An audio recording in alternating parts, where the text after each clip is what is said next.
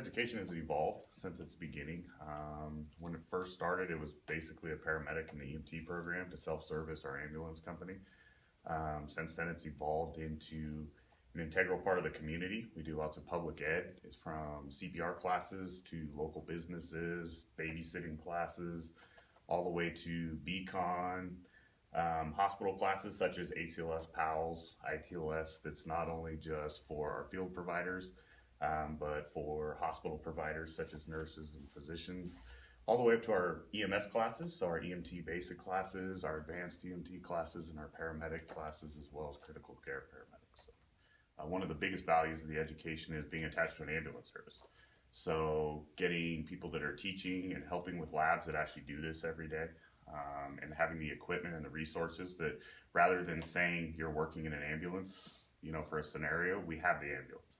And so they can work in that ambulance and trying to simulate the environment using the equipment that they would use so that they're better prepared. And there's not such a big transition from the classroom to being able to function out in the workplace. Some of the things that we talk about when principles that we've used a lot throughout working in the education department is hyper-realistic training.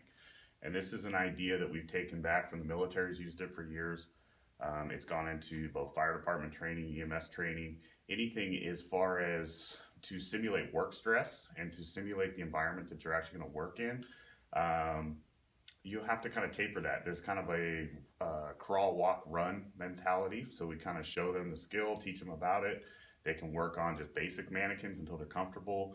And then we slowly start adding the work stress, the environmental stress that's going into it, to better prepare. We basically built a simulated bathroom that could be found in anybody's home or any place like this. We did that because of a number of reasons. It's a common place that we get 911 calls, whether people slipped getting out of the shower, broke a hip, or a lot of people have heart attacks in the bathroom. So we wanted to create an environment that the students had to get used to working in, not only the size and the space constraints on how they're going to bring equipment in, how are they going to work around things like toilets, tubs, confined spaces, and also that they're looking for clues. Is there blood that she might have hit her head somewhere? Are there medications? Like, what kind of stuff tells us what's going on with this individual?